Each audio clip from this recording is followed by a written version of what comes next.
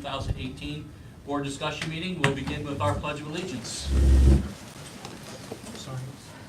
Pledge allegiance to the flag of the United States of America and to the republic for which it stands, one nation, under God, indivisible, with liberty and justice for all. Thank you all for being here. It's nice to see a full room. We will begin tonight's meeting with our student staff recognition. Mrs. Devers-Lowy has a presentation for us. You didn't send me anything. I just wanted to present to you very quickly. I sent you the link to a presentation a few weeks ago about a new system that we are using with Portage Township Schools called PeachJar.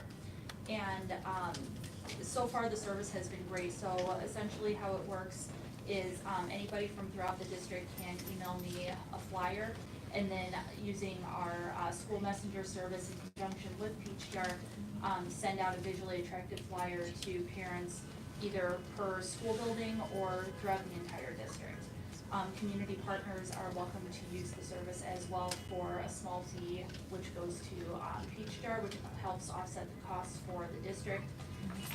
And so far, it's really been a success. I compared the numbers recently from the October district-wide newsletter that I send out to parents every month, compared it from October to November, and I couldn't believe the increase. We went from 660 views on the district newsletter to over 3,200. So it's been a very worthwhile, very worthwhile service so far. And I've been very impressed with it. So it's been really great. And I'm sure others on here, we've gotten those already, and it's awesome. It's a great system, paperless, it's right there, really easy to navigate. Yes, and that's the perk behind it too, is that there's no paper usage. It hopefully decreases the amount of paper that we use district-wide. I like it because the newsletter and any other flyers, like for fundraisers or things like that, school photo info, yearbook info, it reaches the parents, which That's is what I like about it. Yeah, so it's not I like at the end of the actually school got it. year when you're going through your kid's backpack and you find like stacks of papers wadded in there. Yeah. So it's been a really, really great investment for us, and I've been really impressed with it. Great, thank you. And so Good can job. other people, is it just, because we've always gotten it, but I don't know, if I was grandma or grandpa and had kids in the district, and I lived in a different state, how would I access that if I wanted to? So I have started, I'm working on that, because Okay. I think that is, that's something that's really important. So I've started a new community update list where people like grandparents, aunts, uncles, local business owners, people who maybe don't have kids in Portage Township Schools who want to know what's going on with the school district. I have a form for them to fill out. It's a digital form, and then I will send them the district newsletter plus volunteer opportunities, just updates and shout outs if people want to put items on marquees at local businesses, things of that nature. So that's kind of slowly rolling off, but yes. And also, she has added, with the interns onto the district website, there's a small peach that then any district flyer that's current, anyone can go on and search for a specific school to look at what opportunities they have. So for instance, if a grandparent wants to look, who lives in Florida, at some spirit wear that they might order for their grandchild for Christmas, then they could get on there, access the flyer.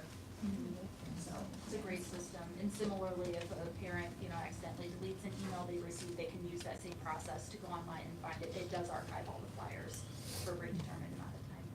That's great. Yeah. Great job for the students, Yeah. and you're very professional, thank you. Yes. Thank you. Okay, we'll move on. We have item 2.02, our state cross-country runners, Kyle Gutierrez and Morgan McCullough. Athletic Director Fred Joseph, if you would please introduce our student athletes. Good evening, everyone, and I would like to introduce our state finalists for our cross-country, boys and girls. For the boys team, we have Kyle Gutierrez here, and he is with Coach Tom Erickson. And we also have Morgan McCullough back there, and she is accompanied with also Coach Jay White and Coach Abby Trezak.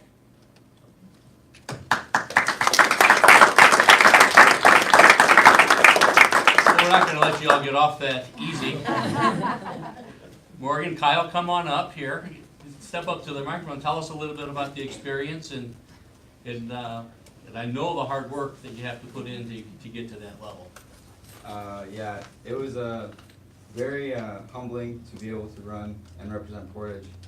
I wasn't too happy with the result, but it was very fun being able to, be around people that I enjoy the most and do what I get to love, which is run. And you get another shot. Yeah, I do get another shot. I'm very grateful for that. Well, state wasn't as good as I planned, but it was still really good for my sophomore year. And I was lucky to have my coaches with me and to bring other teammates along and have that experience and helping out them next year. Fantastic. Anybody have any other questions for them? Yeah, you said you were a sophomore, are you a junior? I'm a junior. Okay. So we're so proud of you guys representing Portage High School. We see the runners all the time, and I know you run all summer long and all fall, and you're constantly working at it, and it's exciting to see a couple of Portage runners in there, and then next year we move up the notch a little bit, huh? So that'd be great. So congratulations, and we appreciate how well you represent our school district. Thank you. I'd like to shake your hands if you could, please.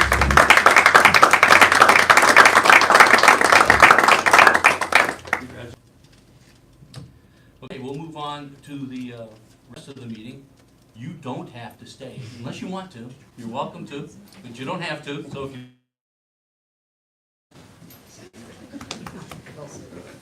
Thank you for recognizing us. Thanks for it. yeah, thanks for coming. Thanks for having me.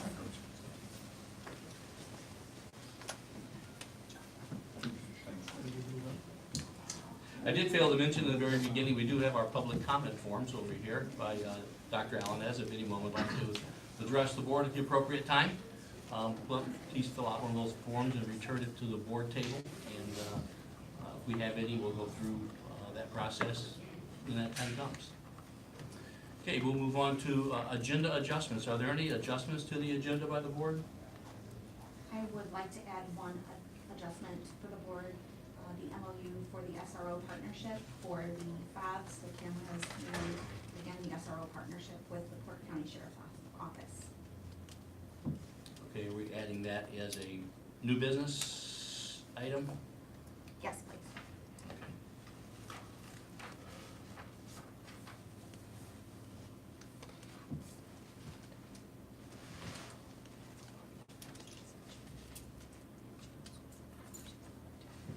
Okay. Move on to board development. We have them all listed here. I'm not gonna read through them all. If anybody has got anything from board development they'd like to share? I do, under legislative, unless somebody's got something before me there. Anybody else have anything? Okay, so we'll go, our legislative update. Yes, This is we have a Crystal? couple.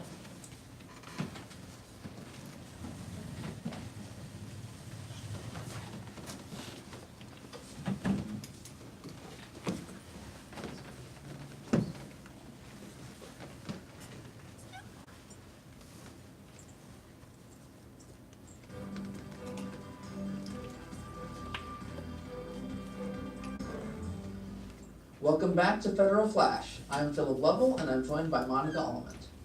As you may have guessed, the top story for today's Federal Flash is the 2018 midterm election. Big changes will take place in the House Education Committee when the next session of Congress begins in January. First, the committee will have a new chairman, and that new chairman, Representative Bobby Scott, could hardly be more different than the current chair, Virginia Fox. Mrs. Fox does not believe there should be a federal role in education. She is quick to remind people that, quote, there are 4,543 words in the Constitution. Not one of them is the word education or a synonym for it. Mr. Scott sees things very differently. To him, the federal government has a very important role to play in education policy from a civil rights perspective. As one of the authors of the recently passed Every Student Succeeds Act, his top priority was making sure the law included protections and support for historically underserved students. In Congress, each committee and the committee chair in particular, really controls which pieces of legislation will get considered and what the legislation will say. So the importance of having a new committee chairman can hardly be overstated. That's right, Monica. Of course, the members of the committee are influential in the policy-making process as well, and the members of the House Education Committee are going to change considerably. First, the ratio of Republicans to Democrats will shift completely. The party in control of the House always chairs the committee and gets a majority of the committee seats. Today, there are 22 Republicans and only 18 Democrats. Those numbers will shift in January, and Democrats will have the majority of the committee seats. Who sits in those seats is also going to change. On the Republican side, 6 out of the 22 members will not be returning to the House next January. This includes Representative Jason Lewis, who is a supporter of dual enrollment, as well as Representative Lou Barletta, who is a champion for after-school programs. On the Democratic side, none of the members lost their elections, but they may not all stay on the committee. Instead, their seats may be filled by new House Democrats, as the Education Committee is often where freshman members get placed. We'll know soon as committee rosters are developed over the next several weeks. In the Senate, the outlook for Democrats is very different, because Republicans not only maintained control of that chamber, they'll likely expand their ranks. That means that the ratio between Republicans and Democrats may change slightly to give even greater weight to the majority party. Currently, there are 12 Republicans and 11 Democrats on the committee. In January, that could change. Either Republicans could be added, or the number of Democrats could be reduced. The big question, of course, is what will the new Congress mean for policy? What's going to change? The biggest change is the level of oversight given to policies coming from the Trump administration. Secretary DeVos has largely been protected from the on-the-record questioning by her Republican colleagues on Capitol Hill. That will change under Chairman Bobby Scott, who told the secretary rather bluntly in a recent hearing, quote, "Your department is moving us further away from the promise of educational equity contained within Brown v. Board." That's right, Monica.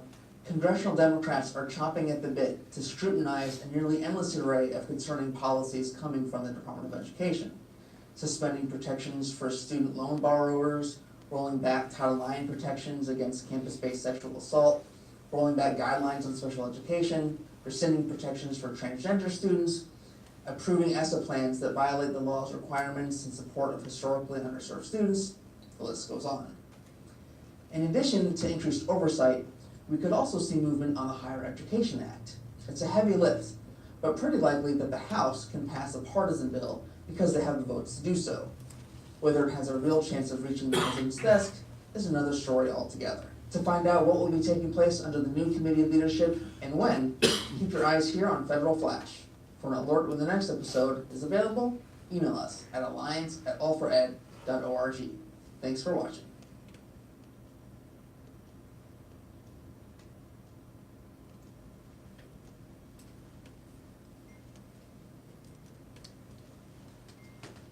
Did you want to go right to the next one? Yeah, there was 2. Google unavailable.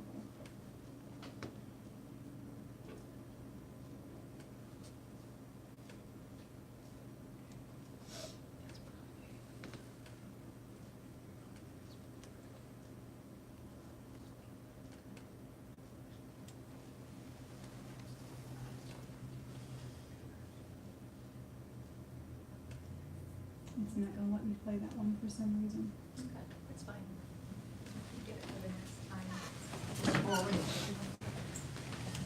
So as you can see, lots of changes in the federal education, and they keep decreasing dollars, and some states are not even obliged to go with the ESSA requirements and US requirements. So more to come and more to watch. So it'll be interesting to see what the House does, since they have a majority of Democrats, and how that committee will change on the House side. Thank you. Great, thank you. Does anybody else have anything under report development?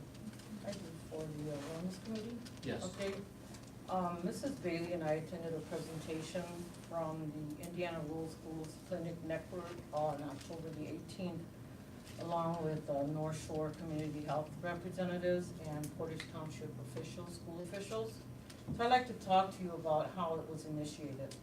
This all started with a planning grant that was awarded in 2015.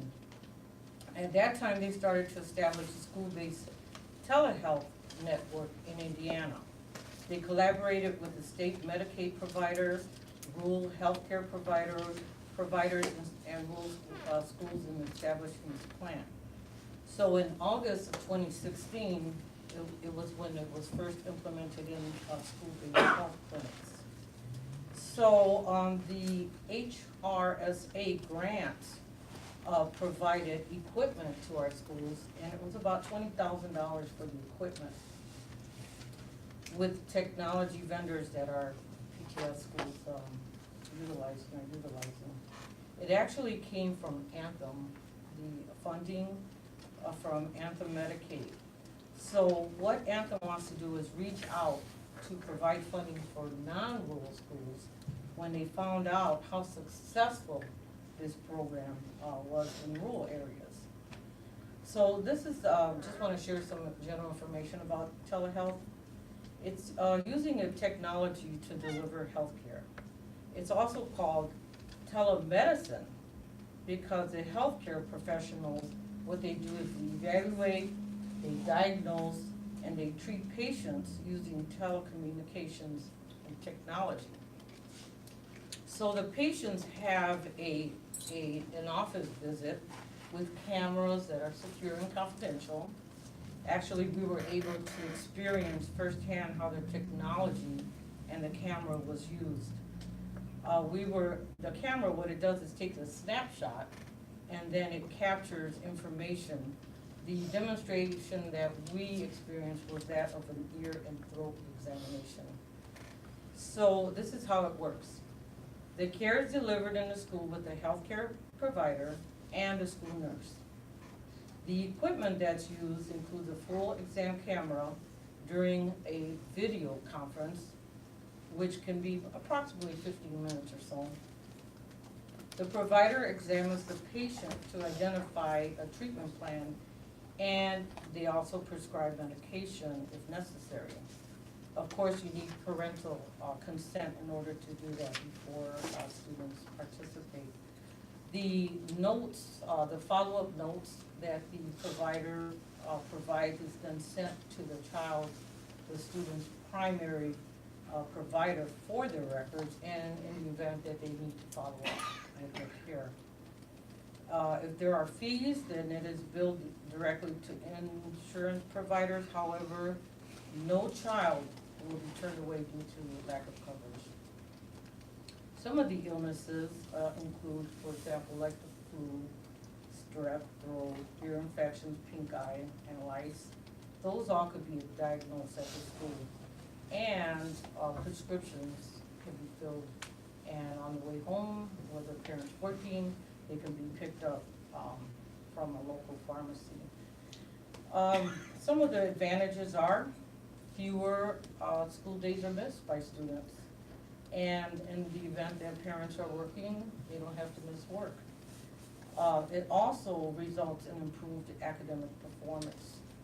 As I mentioned earlier, prescriptions can be sent to the local pharmacies, and there's a decrease in ER visits.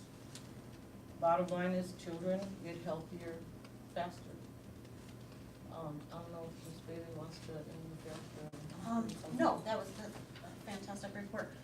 But the other thing is that the parent can be conferenced in at the same time. So as their child is going through the routine, then they can also see it. The snapshots can be sent to them, and it's all automatically deleted. So it follows HIPAA like that. So there's no files that are kept on the computer at the school or anywhere else. It all just goes away. They can also send it to the doctor on record if they need it, and they're there also for follow-up, because it always says after you go to the doctor, they start on prescription, see a doctor in 10 days. If they don't have their own doctor, they can go back and use the telehealth again. They also have these lenses that change for skin rash, as well as the different kinds that change to look in their eyes and nose of the throat. It was really pretty scary how accurate and the pictures were, and, you know, even though she was shaky, the pictures were clear as could be. So it was pretty impressive. A great program, it's awesome. So how can they look in, they able to look in the throat for strep, or they do a strep test? They can look in the throat. And Yeah. then same thing in the ear, so is it a probe that goes into the ear? No, it's just, you know, they've got the cone. Yeah, It yeah, just like in the snap- doctor's Yeah, it office. just snaps on there and you do it, and then Okay. you look on the computer screen, and the doctor can see it on the computer screen, and it's, I mean, Yeah. it was pretty. Awesome. Yeah, Yeah. it was really cool. and So it's she all was scared. antibiotic stuff, Oh, yes. nothing beside, No. nothing beyond that. Right, yeah, correct. And it's ears, nose, throat Mhm. stuff. Right. But they did say it's very convenient for the parents, because the parents don't have to leave work, come pick up the child, take the child to urgent care if they can't get into the doctor right away, and then wait for the pharmacy. They've already seen the doctor, it's called into the pharmacy, they pick up the prescription on the way home from work, child starts the prescription, and is able to go back to school, feeling better and able to learn instead of still in pain. So what is the average cost, like an office type visit? I'm sure it would be. They didn't get into cost with us because they said that it would go to the child's insurance, and if they don't have insurance, then North Shore's absorbing. Oh, okay. So we're looking to It's have during the this, pilot, I'm not sure. yeah, this is going to be piloted specifically at Willow Creek. We have to have an RN who, is sitting there with the students while they're being, seen. And then if that is a successful program, we'll continue to keep the data on that, make sure that we're, partnering with families and seeing how they feel that this program works, and then we can expand it. Now, in the event that, I'll tell you, they are really pushing for elementary students to be seen through such things, because that's where a lot of the attendance tends to be. But in that event, we were working with Mrs. Olson, should we decide to expand the program, and then it, just like we currently have, where there's an RN at the middle and the high school, and then, or both middle schools and the high school, and then another part-time nurse at the high school. Those RNs, in the event that there is a student in need at the elementary, based on which schools they're assigned to at the elementary, would go over for that visit with that student, if we expand it to the elementaries. And traveling, just like a lot of our music teachers, Mhm. some of them travel between schools. So no LPN, for sure it's gotta be an RN? It's an RN, yes. Okay, so that pay is very vastly more than Right. LPN or, And that's why their suggestion was a traveling one, instead of hiring another one. yeah. So having can I one. make a suggestion? So I would make a suggestion that we partner, Purdue University, IU University, Ivy Tech University, and Valparaiso University all has nursing programs. It'd be great to partner with them and then have their students rotate through here. And if they do, they have to have a instructor, but, that'd be something where even if they didn't have to have an instructor, if they were in their last semester possibly, I don't know, as far as being, we need to look at that. And we are fortunate Yes. because we have registered nurses at both middle schools, and then 1.5 at the high school, already full-time. Because we have Mrs. Olson, and then a part-time nurse, and then at Willow Creek and at Fayette we have RNs. Because we only had one, and that was Mrs. Olson, because everybody could do everything else as far as delivering medication to students and everything else, so that's why we didn't have, And License. now we have 3.5 we do, RNs. because that's expensive, Yeah, we have 3.5 RNs. that's expensive. Yeah, very expensive. But for the elementaries and maybe getting more, But if still you would could be a just great get a idea to partner. layperson to do, which we've had, Right. the cost difference is all I'm saying, is that, But it would give them hands-on experience, and maybe they're not used to working with Right. telehealth, so maybe that could help boost their resume as well. the students? No, students. Yeah. Oh, I It's a agree. win-win for Oh, everybody. yes. Good, great. Thanks for that. Okay, we'll move on to old business. Discussion of advanced imaging contract. There's any new news on that, Dr. Alanis? Not at this time, And same with our custodial vision plan? correct. Okay. Then we'll move on to our new business.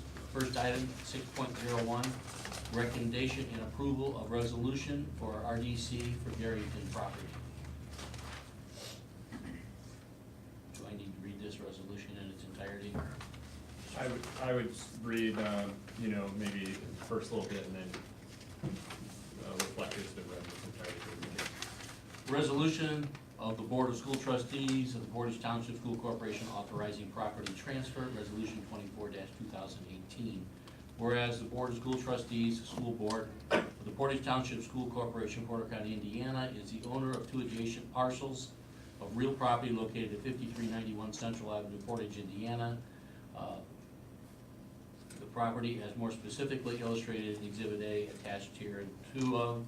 Whereas the school corporation desires the City of Portage Redevelopment Commission, the RDC, to redevelop the property pursuant to its mission and statutory authorization. Whereas the transfer of the property shall be the terms listed below, and I will ask for a motion to approve this as read in its entirety. I'll make a motion to approve the recommendation and approval for the RDC for Garrington property. Second. We have a motion and a second. Any discussion? Call roll, please. Mrs. Nelson? Yes. Ms. Vasquez? Yes. Mrs. Bailey, yes. Mrs. Prisco? Yes. Mrs. Moore? Yes. Next item, 6.02, discussion of MOU with Portage Christian School for transportation. This is in the event of an emergency evacuation from Portage Christian School, that Portage Township Schools would assist in the transportation of students to a safe site outside of that school. And this is just to hold Portage Township Schools harmless under the agreement. So we need your approval for that? Yes. I'll make a motion to approve the MOU with the evacuation for Portage Christian Schools. Second. We have a motion and a second. Any discussion? Can call roll, please. Mrs. Nelson? Yes. Ms. Vasquez? Yes. Mrs. Bailey, yes. Mrs. Prisco? Yes. Mrs. Moore? Yes. I believe the park department, we just approved, the park board approved a very similar MOU as well. Oh, that's Item 6.03, information for open enrollment of health insurance. Attached, you have the adjustment for UMR health insurance information for open enrollment for 2019. what we need to do first. This would need approval. This needs approval. Please. Okay.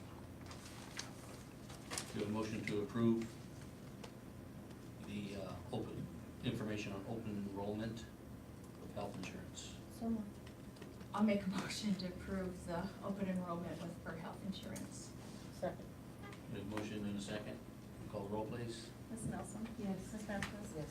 Mrs. Bailey, yes. Mrs. Prisco? Yes. Mrs. Moore? Yes. Item 6.04, approval to board for E-rate services. This is for our ability to move forward with the next round for E-rate. This will in particular be working on the areas needing to address connectivity from one school to the next. And excuse me for my pronunciation of it, but the WAN width, which is the wide area network, and the interconnection between buildings, and also updating that width as it is approximately 20 years old. I'll make a motion to approve the bid for E-rate services. We have a motion and a second. Any discussion?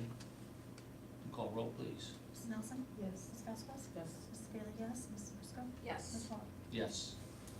We have item 6.05, approval of telehealth MOU. I make a motion to approve the telehealth MOU. Second. A motion and a second. Any discussion? Call the roll, please. Mrs. Nelson? Yes. Ms. Vasquez? Yes. Mrs. Bailey, yes. Mrs. Prisco? Yes. Ms. Moore? Yes.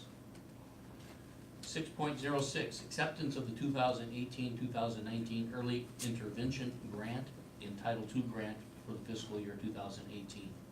For the early intervention grant, this has been awarded in the amount of $28,957.47. This grant was written to provide the training for dyslexia as required in the Senate Enrolled Act 217, and the additional funds will be used to provide dyslexia testing and intervention materials for our core reading programs at the elementary level. As far as the Title II grant, this is for the amount of $190,859.77, and this is to provide professional development initiatives to include our work with high reliability schools. Does this need to be separated or do we do it together? We need to vote on these separately, Chris, or should we do them together? No, you can do it as one motion since they're.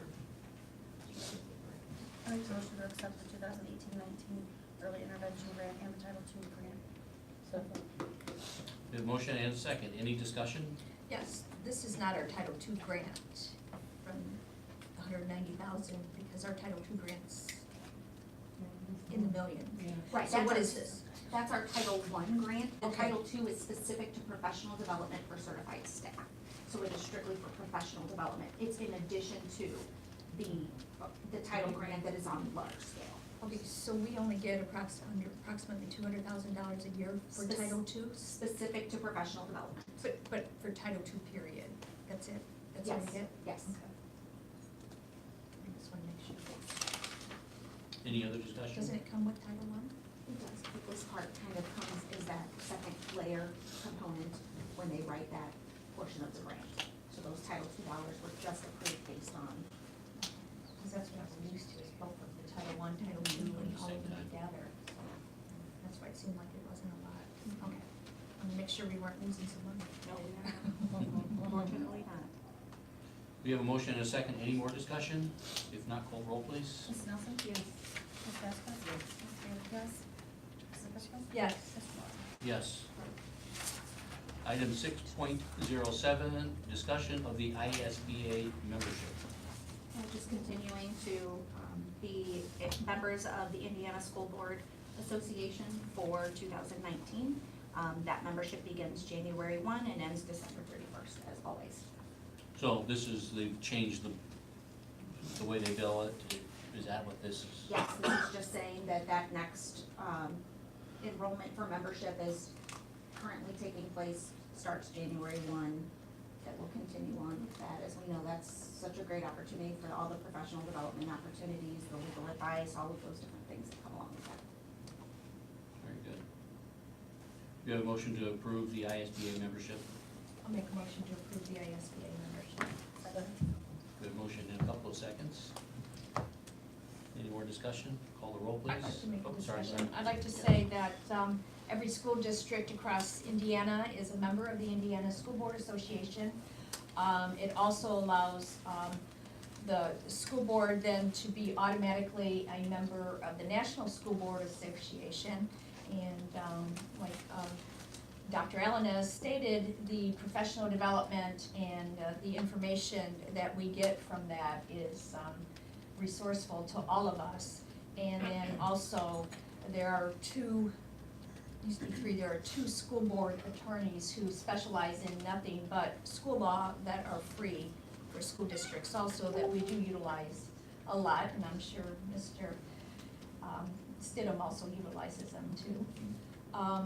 And then further, there are different branches of it, and I am part of the legislative aspect of the Indiana School Board Association, and they have created a new venture, which I will be watching a webinar on, and before it was just, they would just give you massive amount of documents that you needed to read through, but it's kind of, I think it's gonna be a little better now, so thank you, Mr. Maleta, for signing me up for that.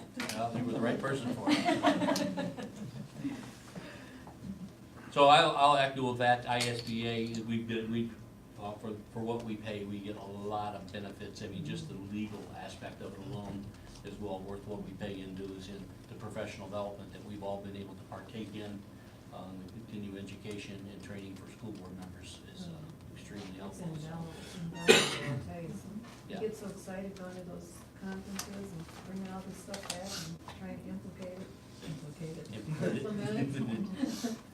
Yeah, there's a lot of great stuff. It that is, we it's get from really that. a lot. I also enjoy the networking, not only with the people from our area, but at the state level and then at the national level. I know we've made a lot of connections with different individuals that face the same kind of issues that we all do here. Yes.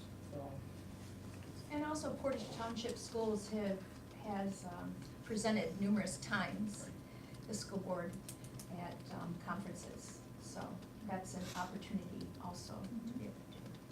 And we've tooted our horn. many times. Yep. Okay, we have a motion and a second. Any further discussion? If not, would you call roll, please? Ms. Nelson? Yes. Ms. Vasquez? Yes. Ms. Bailey, yes. Ms. Prisco? Yes. Mr. Mayor? Yes. Item 6.08, discussion and approval of non-union increases. I've attached for you the salary cost workbook for the non-union increases, as well as, the support staff substitute hourly wage increase. I'll make a motion to approve the non-union salary increase. Second. We have a motion and a second. Any discussion?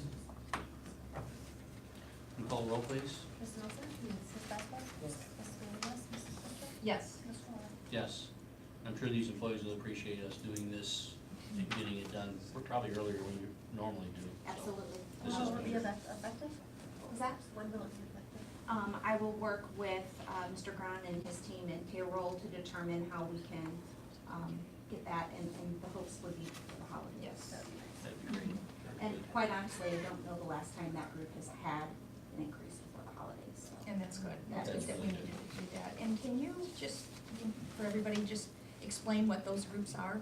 Sure. Categorize them? Sure, that would be our maintenance department, that is also our clerical department. Also included in that, let's see here, are any supervisor positions such as a custodial supervisor. Secretarial. Yep, all of our secretaries. Support staff. And support staff, yes.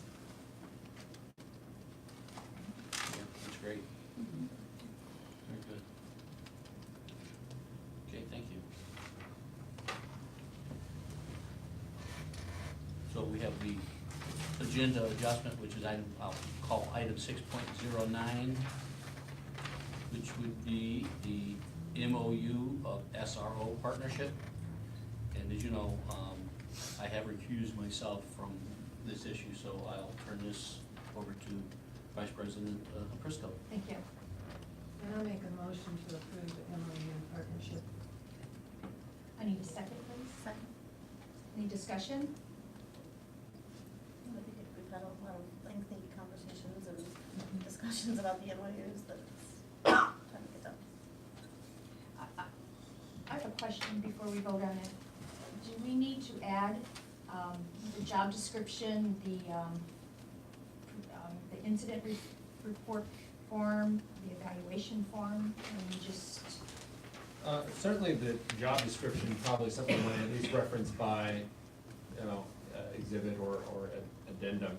The other forms maybe don't need to be as part of the MOU, they can simply be referenced that there are forms that will be required, pursuant to our policy, and the form itself can be developed, so. and I think they're appendices, probably, I would imagine they'd be appendices to the MOU.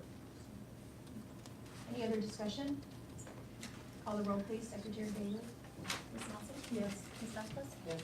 Ms. Bailey, yes. Ms. Prisco? Yes. Mr. Waller? Recused.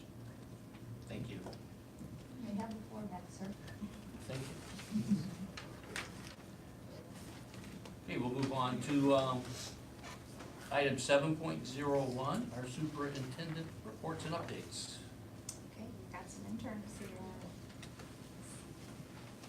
Patiently waiting. Yes. Tonight I have Ms. Tori Henderson here with us. She's the editor-in-chief of the student newspaper. She's been a student of mine for the last 4 years.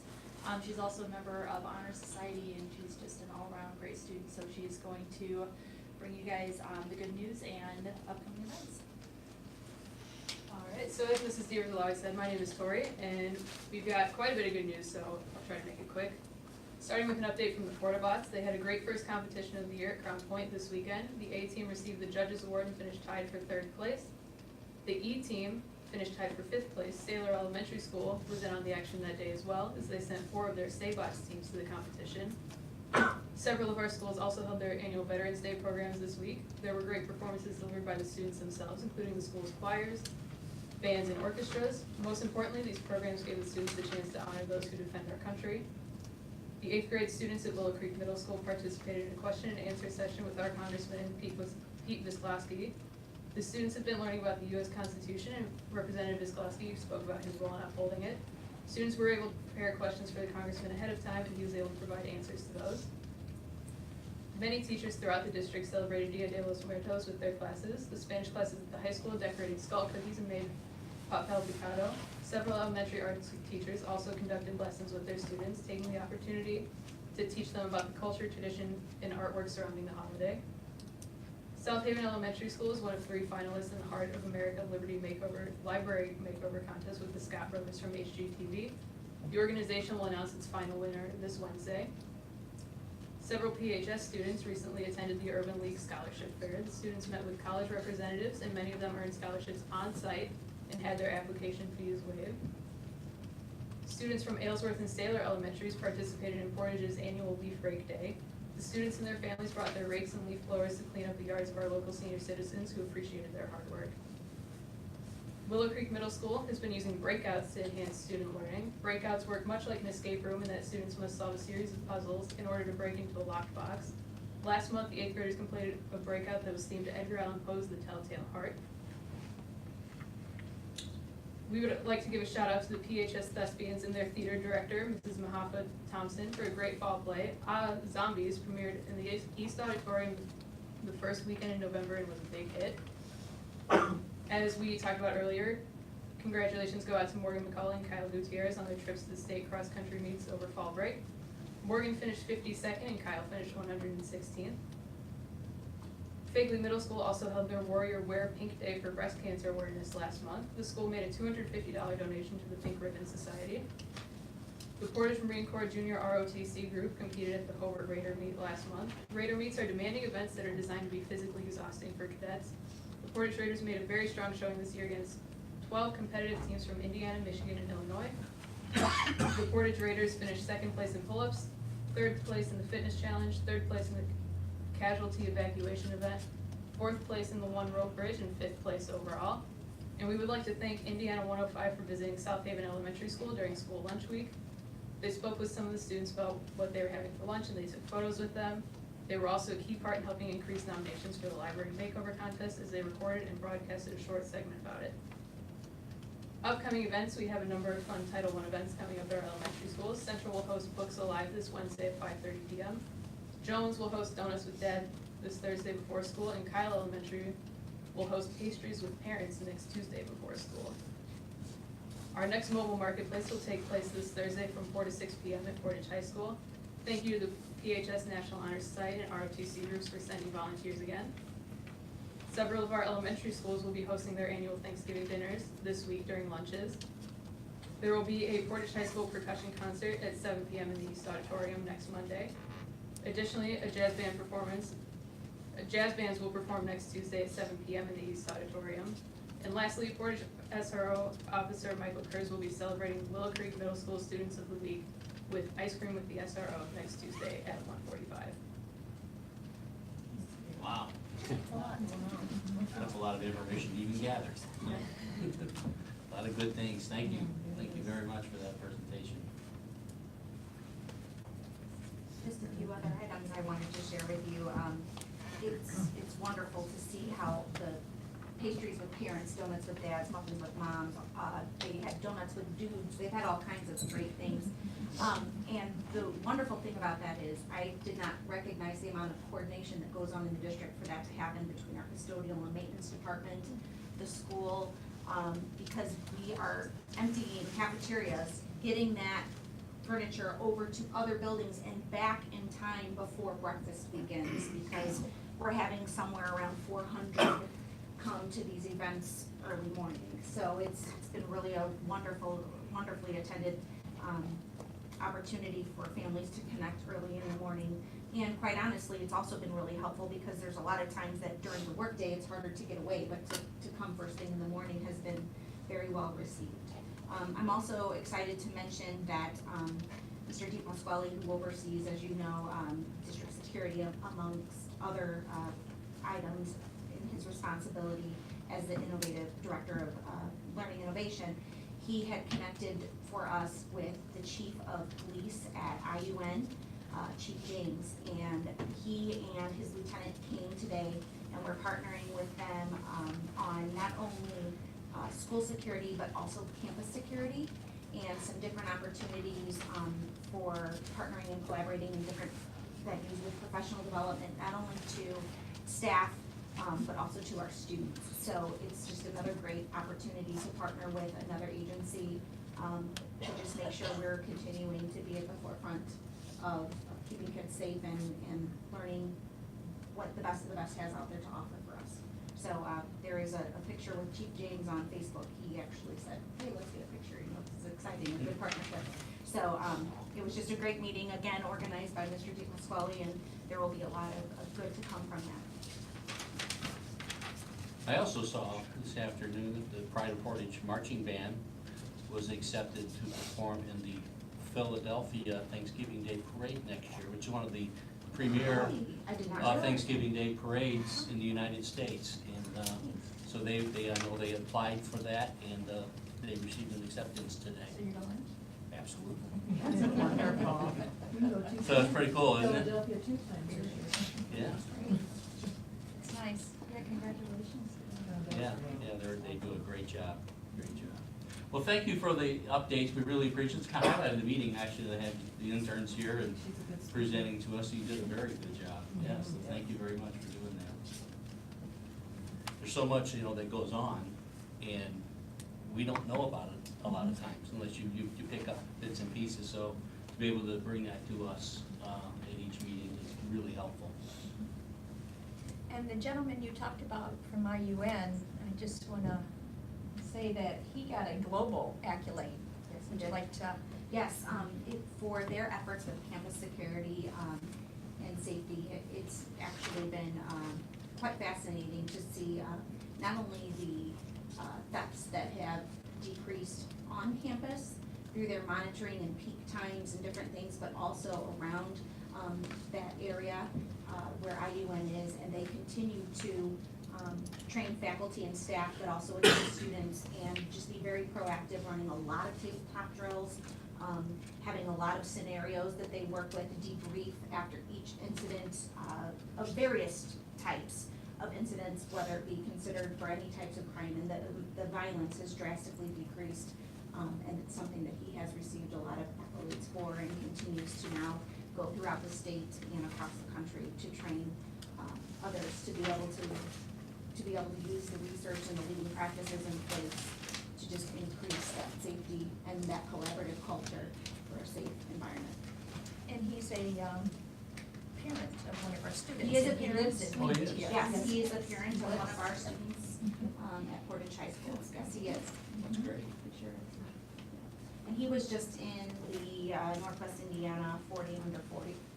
That was another thing that recently occurred. So very engaging, enthusiastic, and just really passionate about whatever can be done to partner in any way possible. And he gave us just even today just a few new ideas that are just very simple, but just do have a lot of positive impact on what we're doing and how to continue to always move forward.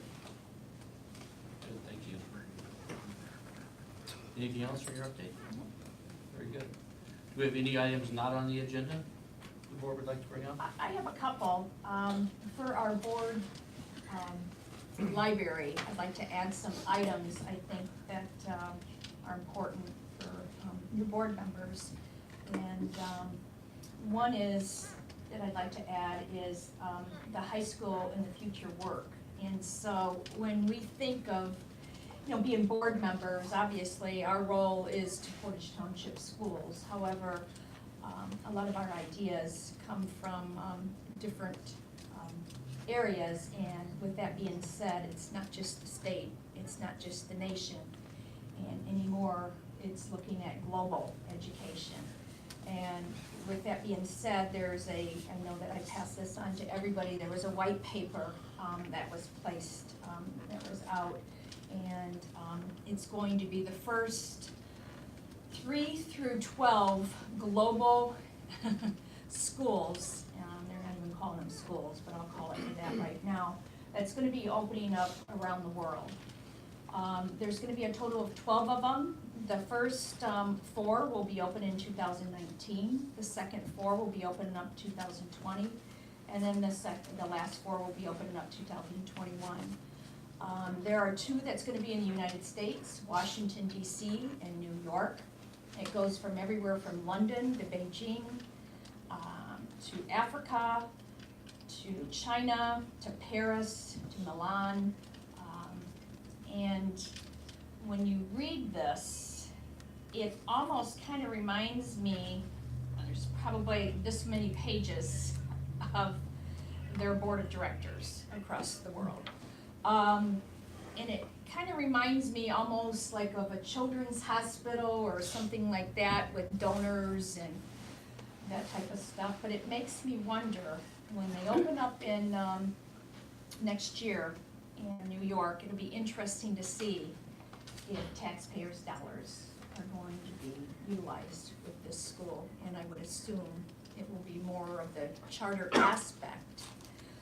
And not that they need it when looking through this, but at the same time, you know, when we think of education, we gotta think outside the box. Our competition might be globally one day, as opposed to just even nationally with charters that are opening up nationally. So this is something that could come. And they have I'm gonna be honest with you, if you read this, have a very good perspective on education.